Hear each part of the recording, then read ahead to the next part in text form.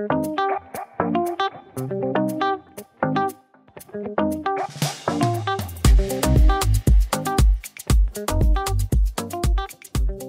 guys. We're at the first podcast by the pool, the Poolcast.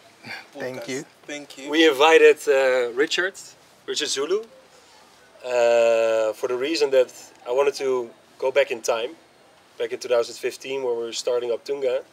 I think one of the pioneers that were there at the beginning and helped, at least me a lot, was Richard from Outbox, which is one of the tech hubs here. We'll talk a lot about that later. Then also here, Elijah, the head of products of Tunga. And yeah, we all met in 2015. At Outbox. At Outbox. yeah. And I heard that you also, there's more connections with Outbox in your life. I met my fiance at Outbox. Took it too far. Yeah, I met my fiance, and we've been dating more than 5 years. Yeah. And one kid. She was working in one of the companies. Yeah, one is your companies, Teller. That was teaching South Koreans English. Really? Yeah, so their remote team, their tutoring team was actually based out of Outbox. And she was one of the employees there. So Caught my eye. this man was busy. Stole my heart. He did well. Very lovely fiance. Late at night. Best. I think that's one of the best things I got there, if not the very best, actually. I was surprised when I saw the photo of your introduction ceremony. Yeah. You know, there are a number of other people who actually also got married from there. Yeah. I recall... was it called Cedric? Simon? Was called Simon? Okay, the one I know is James, who was working for a startup that was building an online, like a Spotify for Africa, called Mziki. Yeah. I remember that. Yeah, he got married to Eve, who, was one of the very cows first and guys. cake ambassadors. Yeah. But I think the people now listening think that Outbox is a dating organization. Maybe Richard, you tell a little bit more about Outbox. Yeah, so the time when you came, we started in 2012. So you came in about 3 years later. Since we started, and we were quite new, but ideally we started as a co-working space. Or what you call an innovation hub for technologists, researchers, academia. We just basically wanted to build a community by bringing different people together. So we were very, very heavy at that time on events in our small space. And trying to get people to network and talk, quite often and see how they can collaborate. But, 10 years later, we've now matured as an organization. We're largely now focused on enterprise development, which is helping startups succeed. So incubation, acceleration, initiatives. Anchored into that is what we call business development support. So you come in as a business. We help you figure out how to raise, your next $300K, $1 million by helping you put a few things together and, have the right partnerships. I have a question, because I asked you earlier that I do feel, at least at the time I was there, that you had a perfect balance of how to help startups succeed, tech startups. So there was the business admin side of it, incubation, and the technical side of it. Because that's a lot of the knowledge that I got from that, and I, kickstarted my career also with Tunga and also with Creative DNA. And when I got into the industry, and that is at the international level, it was the very same things. And that's why I asked, where did you get that template? I think if I look back, before I started Outbox, I was very, very passionate about community. Like, at university, I was always helping out companies like Google build communities around their products, getting students to map, Google Maps, and understand how to use like Android technologies and whatnot. And even way, Human-centered design. way back in my secondary school, Yeah. where I was in charge of the computer lab, that was just like my passion, bring people together and trying to see how they can share knowledge. Yeah. And I think for me that's where that natural transition to running an organization anchored into that. I had built the trust within the community, and to date we've kept riding on that integrity and transparency and trust. So yeah. Yeah, because I think around that time it was hard to define, to get like an incubation hub which truly was an incubation hub. Most of them felt like internet cafes, yeah? Yeah. Well, you had to pay for some, time, and this Yeah. time, but with the time you would go and have super fast internet, great programs. Outbox was, by then everybody said, oh, I open need 24 hours Yeah. a day, 24 hours, 7 days a week. Yeah. And it was the perfect atmosphere, I think, for someone in tech to learn. Yeah. And use all those programs to, kickstart and it's get into interesting the that page. such days internet was not readily accessible. Getting a good internet connection was one of the things that brought people around, and trying to anchor yourself in a community somewhere that you could rely on. I recall when ThoughtWorks, one of the largest... The gig nights were first there, and then was it Outbox? Exactly.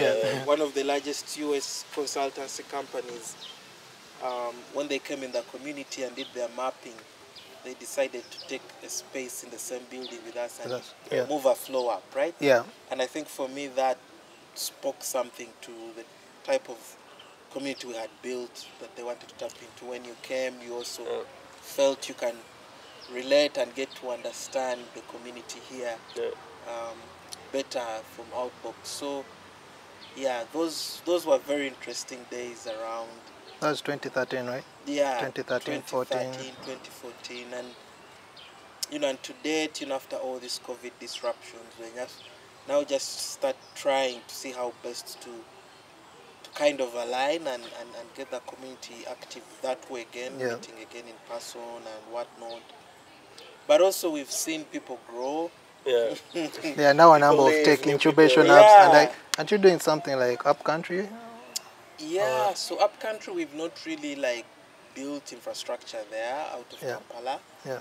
We are really just building partnerships with like-minded organizations and trying to see how to work with them. So for instance, we are working with a university called Uganda Christian University in Mbale, and working with their incubation hub and trying to help them really grow and provide value by co-implementing initiatives with them. We have another one in southwestern Uganda called Impact. It's a community organization that really wants to try and do what we do for the community there. And when you talk about community, can you maybe tell a little bit what kind of people are within these communities? Is it mostly entrepreneurs? I know that you've worked with a lot of startups, but it's also often there's the tech side, so there will be a lot of software developers indeed. What is the community that you're now serving versus when we met in 2015? Because I think back then it was a lot of developers that came to Outbox. Yeah, back in 2015 it was largely technologists, right? Yeah. It was very hard convincing these guys like Elijah to think business. All they would think about is the server. And I recall, their first major partnership with a business he was working for then was with a broadcaster called NTV. And we were trying to help them to learn how to demand for money more, manage their scope of work better, but since then it has grown.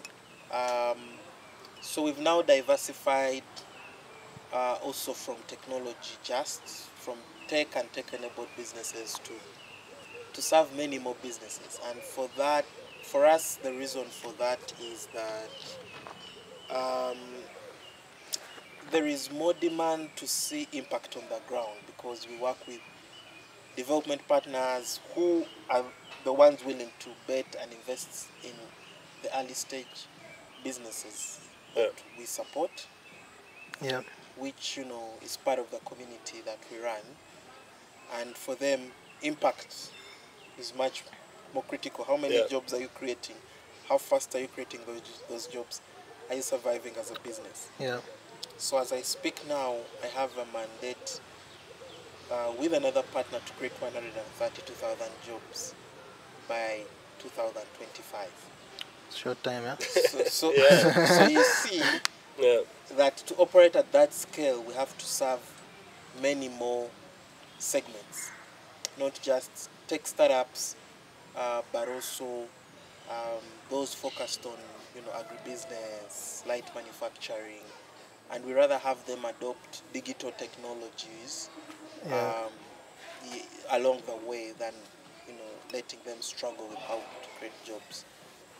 Yeah, and I think even when you look at it also, not just at the Ugandan level, but African level, if you look, say, 7 years back, there were just, say, pockets of enterprises and talents distributed, I think mostly in like the big cities, Nigeria, South Africa, Kenya, Egypt, and it was a very small group. Fast forward now, you have a huge ecosystem of talented young people who they're quite connected. Yeah. So through businesses that are creating communities, and those communities intersect. Exactly. Look at fintech. I think it has evolved the most from Kenya. I think.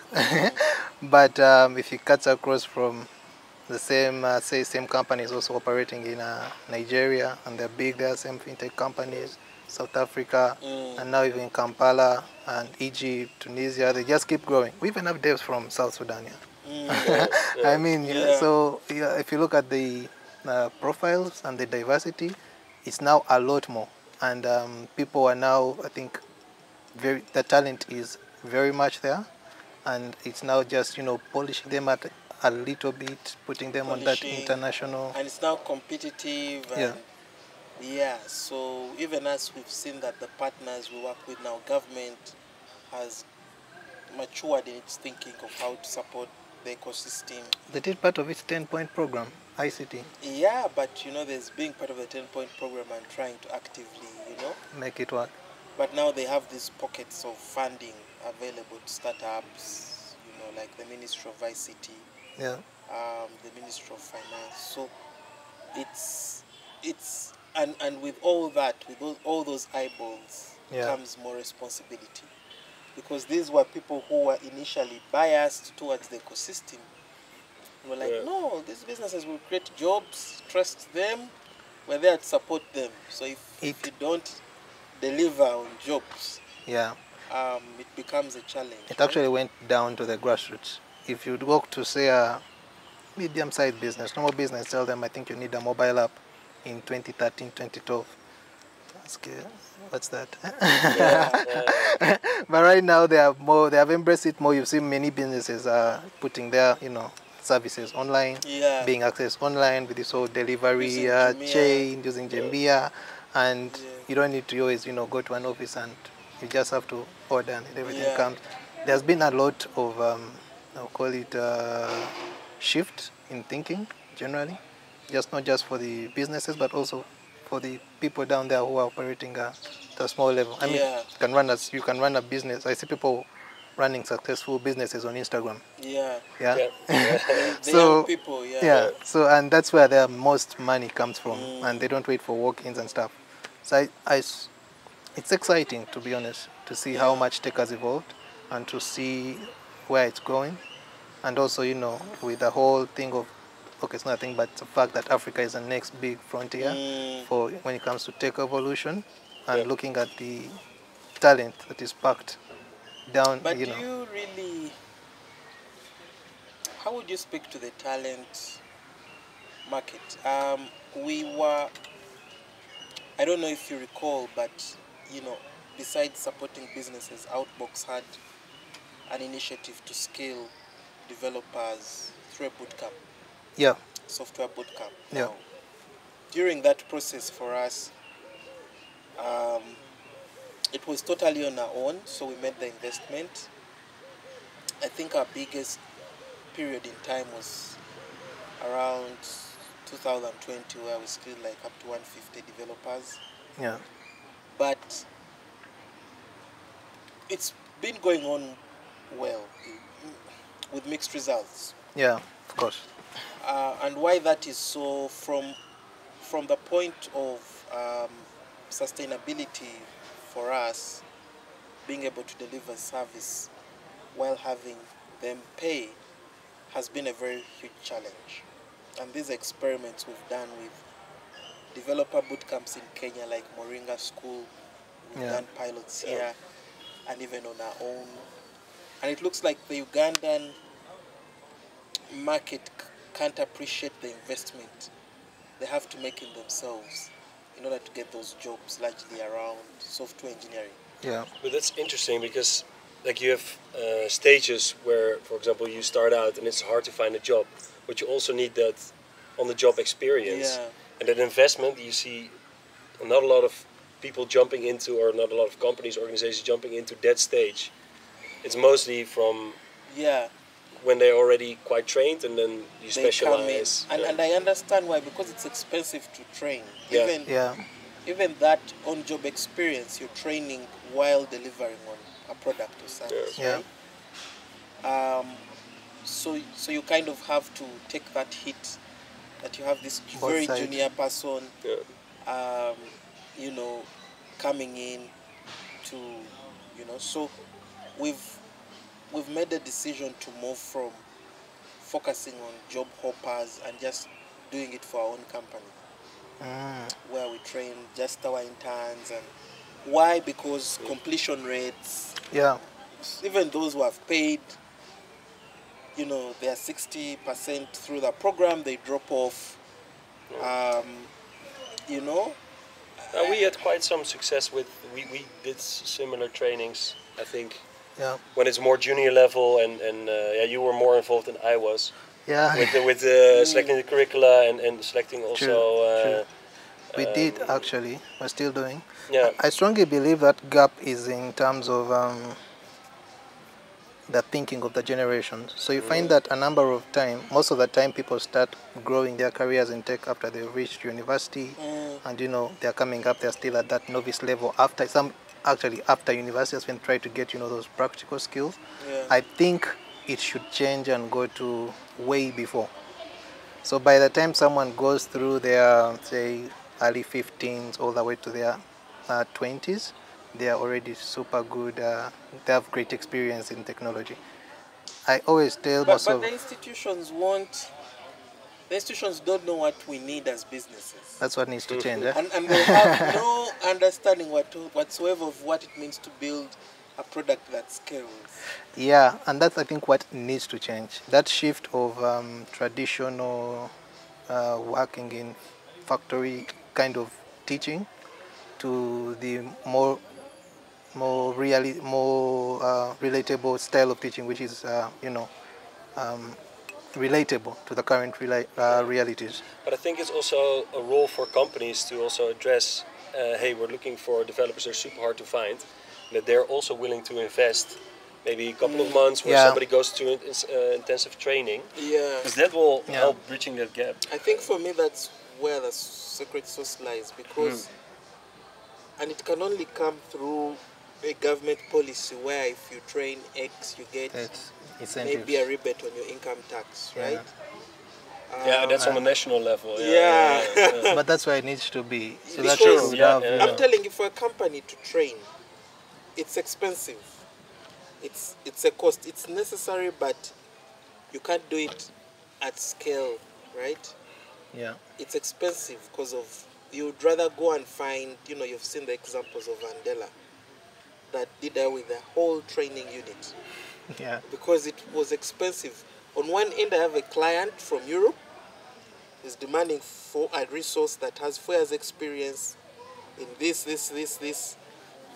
On the other side, I have 200 developers I'm training, and they've not taken up any client seats, right? Yeah. Then I have an investment I've received as a business that I have to demonstrate return on investment. So it's a good thing, but I think we have to rethink this whole model. Policy. Yeah, boot camps I don't think can work here. That's the first Yeah. thing.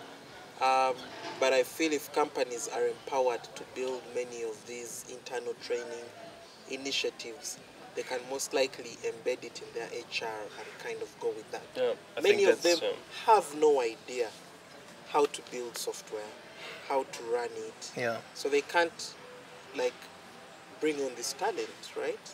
True. I think where it has been a success, how have they done it? So if you look at, say, Asia, US, I think the structures have made it possible for these people to train themselves from a very young age.